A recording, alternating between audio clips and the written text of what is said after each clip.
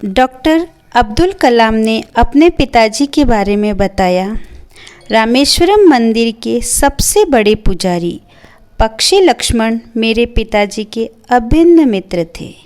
दोनों अपने पारंपरिक वेशभूषा में होते और आध्यात्मिक मामलों पर चर्चा करते, अर्थात भक्ति भाव की बातें करते। उन्होंने मुझे बताया, जब तुम नमाज पढ़ते हो तो तुम अपने शरीर से इतर ब्रह्मांड का एक हिस्सा बन जाते हो, जिसमें दौलत, आयु, जाति या धर्म पंथ का कोई भेदभाव नहीं होता है।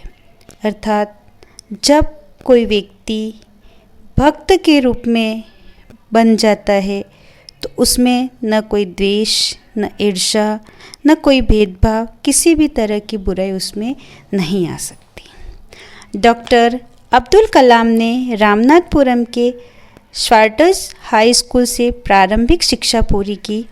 1950 में इंटरमीडिएट की पढ़ाई के लिए त्रिची के सेंट जोसेफ कॉलेज में दाखिला लिया। जब वे त्रिची से रामेश्वरम लौटते तब अपने बड़े भाई मुस्तफ़ा कलाम की परचून की दुकान पर मदद करवाते। सेंट जोसेफ कॉलेज में वे 4 साल रहे। यहीं उन्हें अंग्रेजी साहित्य पढ़ने का चस्का भी लगा। चस्का लगना अर्थात रुचि पैदा होना। उन्होंने 1954 में फिज़िक्स में ग्रेजुएशन किया। इसके बाद उन्होंने Madras Institute of technology MIT के चक्कर लगाने शुरू कर दिए। वहाँ के लिए उनका नाम चयनित उम्मीदवारों की सूची में तो आ गया, पर पिताजी के पास इतना पैसा न था कि दाखिले का खर्च उठा सके। तब उनकी बहन ज़ोहरा ने अपने हाथ के कड़े और गले का हार गिरवी रखकर फीस चुकाई। तभी उन्होंने कड़ी मेहनत करके पढ़ाई करने और पैसा कमाने का दृढ़ निश्चय कर लिया। 1955 में पहला वर्ष पूरा करने के बाद उन्होंने एरोनॉटिकल इंजीनियरिंग को अपना विशेष विषय बनाया। 1958 में मद्रास इंस्टीट्यूट ऑफ टेक्नोलॉजी से ग्रेजुएशन के बाद doctor Kalam Defence Research and Development Organisation DRDO से जुड़े।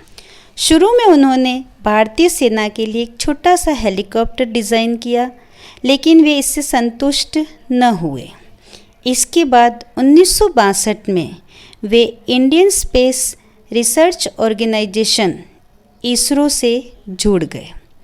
1980 में भारत ने अपने पहले स्वदेशी उपग्रह प्रक्षेपण यान SLB-3 से रोहिणी उपग्रह को अंतरिक्ष में सफलतापूर्वक स्थापित किया। डॉक्टर अब्दुल कलाम इसके प्रोजेक्ट डायरेक्टर थे। डॉक्टर अब्दुल कलाम ने भारत को रक्षा के क्षेत्र में आत्मनिर्भर बनाने के उद्देश्य से रक्षा मंत्री के तत्कालीन वैज्ञानिक सलाहकार डॉक्टर VS अरुणाचलम के मार्गदर्शन में Integrated Guidance Missile Development Programme की शुरुआत की। इस प्रोग्राम के अंतर्गत त्रिशूल, पृथ्वी, आकाश, नाग, अग्नि और रूस के साथ संयुक्त रूप से विकसित ब्रह्मोस जैसी मिसाइलें बनाई। इसके बाद उन्हें मिसाइल मैन के नाम से जाना जाने लगा।